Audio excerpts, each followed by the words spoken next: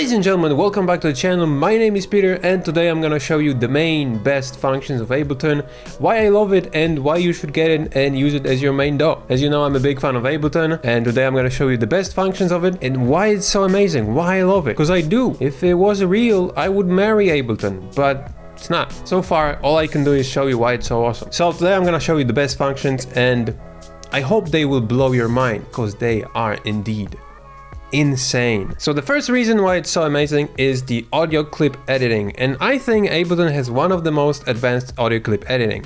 Why? Because first of all, you can highlight, you can move, you can cut a part here, you can cut this as much as you want, you can make cuts where your mouse is, you can just grab a sample that you've cut, you can move it around, like simple thing.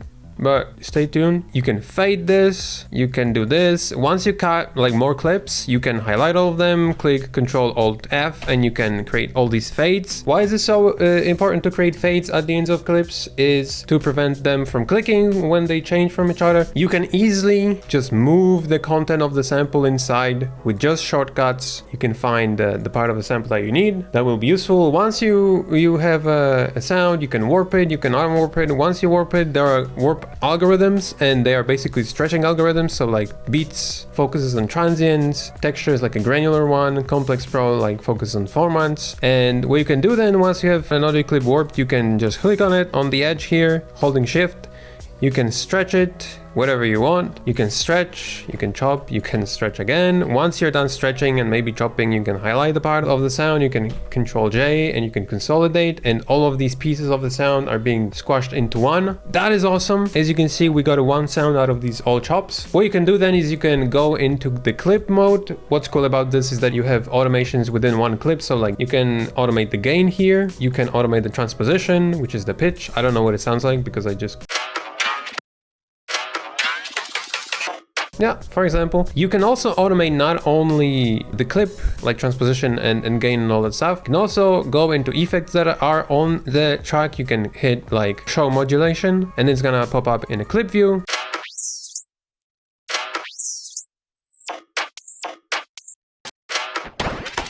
Maybe not the best sound I use, but that's fine. And what I like audio editing so much for, and why is it different than any other audio editing that I saw? You just want to highlight a part of it. In Ableton, you can simply just click here and just highlight it, cut it, move it, whatever. In other DAWs, that what I saw it's being a really big problem is that when you highlight an element, so after I release the button, what's gonna get highlighted is gonna be this whole clip. In here, you can select the grid. You can very precisely and like directly access kind of like the grid structure. So like you can just like precisely highlight the grid. You can like highlight even here. That's awesome. If you want to like get rid of this part, what you need to do is like just cut and then you can access it. But like in Ableton, you can just drag it, move it. Super good. Okay, so the next feature that is really awesome about Ableton is the library on the left side. So I'm talking about this part. You have an access to anything here.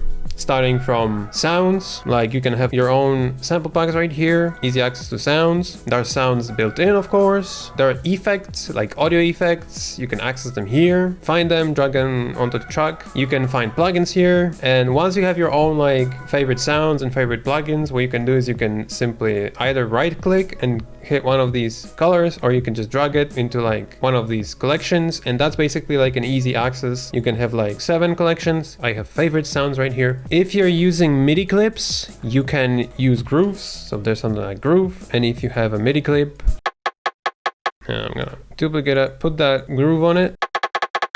So we get from this to this. We got a groove, like an easy access to like offsetting the notes. And another thing that's cool about the library is that once you go into your project library, you find the project that you want to access. And then what you can do is you can open the project file and access the tracks that are within the project file. I can simply take a track that I want to take and I can simply just drag it and put it into the current project. Super nice. So what is that?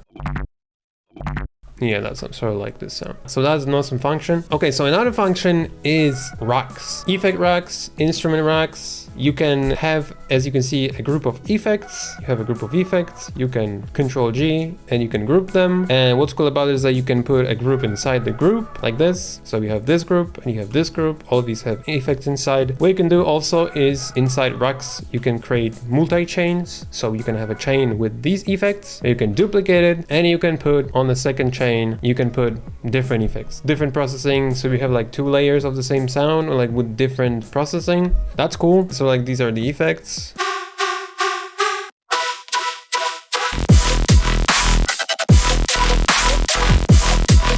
So same goes with instruments, you can group them. If you take an instrument and then you group it with the effects, what's gonna happen is that this will create an instrument rack. You can simply just save it. There's this icon right here that you can just click and it's gonna get saved as an instrument rack into your library. You can then put it in any folder that you want, or you can put it into the collections to have an easy access. You can also create multi-chains of instruments. You can have different layers. On one MIDI track, you can have more than one layer of instrument. You can have a synth, you can have a vocal in a sampler playing. Both will be playing the same sound, the same MIDI. So you can create layers like this. You can put different processing on each chain. And what you can do also is, once you have this, for example, like you like this sound. So what you can do is you can highlight these tracks and simply just drag them into a folder. And what's gonna happen is that, as you can see, this appeared, and this consists of these 3 tracks, and the devices and the MIDIs are here. So if I bring this into the project, you will be able to see that you have the tracks that I saved right here. You can replace the MIDI, you can save it without the MIDI for an easy access. Amazing. So now what I want to talk about is the interface, mainly the positioning of the elements within the interface and an easy access to them. So as you can see, everything is positioned within one window. You don't have to open any other windows. There is an, like this view, I don't even know what's this view, I never use it. Yeah, there's a session view like this, but like still the same window, but you click tab to switch between the arrangement view and the session view. I use mainly arrangement. You have a library, access to the sounds on the left side. On the bottom you have the instrument and the effects on it. When it comes to the MIDI, there's effect, but if you shift tab, you switch to MIDI. Very easy, very nice. Everything is in one place. The playback controls on the top, the tracks on the right. Like you don't have to go here to access the mixer. You can change the volumes right here. You can mute tracks. You can solo them right here. And you can change the groups, or like where the output is going, what's on the input. You can also, if you click right here, you can add the delay to the track. You can of course also disable all of these, so you can have just clear tracks. And once you know the shortcuts for the navigation, you can really easily find what you're looking for inside the project and move from one place to another really quickly. So let's say, for example, I want to target, let's say, this sound right here. See that little dot here? So what I'm gonna do is I'm gonna do this, highlight it a bit, do this, go here, here, zoom, and I have access to the sound. I love this feature that you can Control Alt and you can grab whole structure and you can move it around. Really nice, really easy. You can zoom in and out. You can highlight tracks, zoom them like that, like this, zoom them out. If you highlight everything, you can zoom everything like this. You can zoom it out. If you alt click here, it merges everything. That's also a good function. Amazing, super quick. Main thing happens in the middle, but still anything else that you need, sounds, effects, audio tracks, mixing, everything in one place. Okay, so next thing I want to focus on is the MIDI editing. So in the MIDI clip, you have scales. If you click right here, you can access scales from like normal, major, minor, to some other weird scales. So once you select the scale, you can click scale and you have all the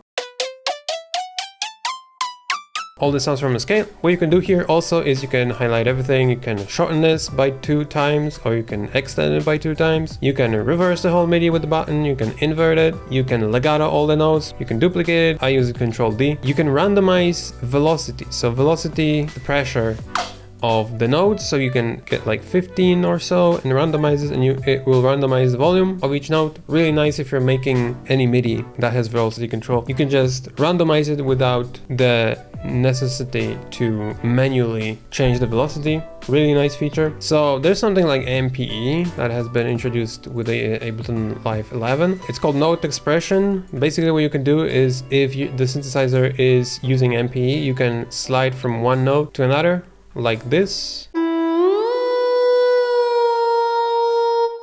You can put multiple notes here. Within the clip you have also the MIDI control, and that controls pitch bend, expression control. You can control the panning here and all sorts of other MIDI parameters. So besides that, there are MIDI effects. For example, arpeggiator.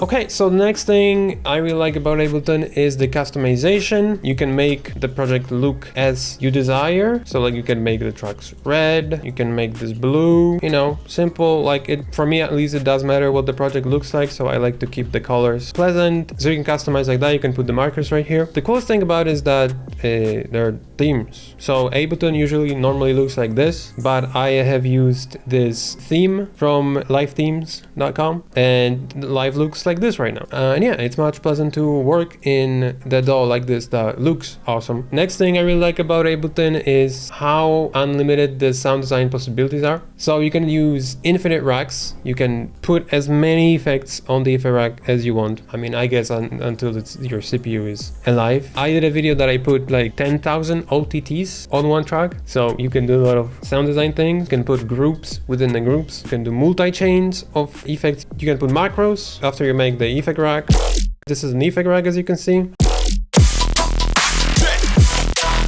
And what I really like about it, create a new track, you set the input to resampling, and whatever is playing in your DAW will get resampled by this, meaning that you can record a track onto the track.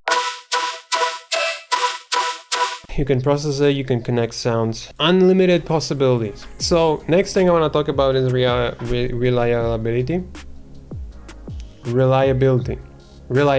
For me, Ableton almost never crashes, and when it does, I never lose any progress. Like literally I never lost anything. Like it will crash and I'm gonna open it again. It's gonna ask me whether I want to restore the project. I'll say yes, and it's gonna restore everything that I've been doing. Some people are having this problem that they're losing files, but never happened to me. Always works amazing. I never lost anything. And if you have a project, you can be pretty sure that all your projects are not gonna disappear. As the last thing, I would like to talk about the workflow, like in general. It's so quick, like you won't believe it's so quick. Let me open a new project. Let me show you VST Serum, let's say.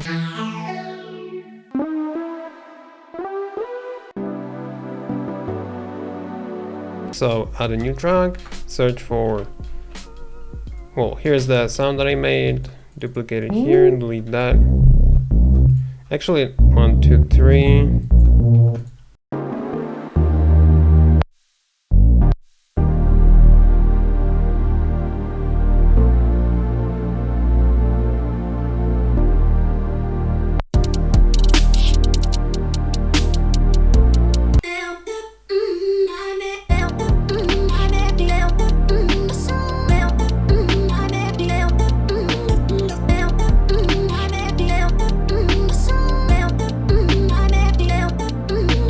There we go. It took like 1 minute. So once you know the shortcuts, like I recommend this to everybody, like learn shortcuts, like seriously. So that's it for this video. Let me know what you think about Ableton. Is it good? Or is it actually bad? And I'm just dreaming things? I've used Cubase, FL Studio, I think that's it, in the past, and Bitwig. So far, I didn't use them for a long time, but Cubase was pretty good. But from all the DAWs, Ableton is, for me, the quickest, the most intuitive, the most pleasant to work DAW in. It doesn't piss you off when it comes to like workflow things. This is a really smart DAW. Like positioning of elements and all the functions are really well thought out, and they are just intuitive. Like what you want to do, you have an easy access to the thing that you want to do. That's it for this video. Have a great day. Give your mom a kiss, and see you in the next one.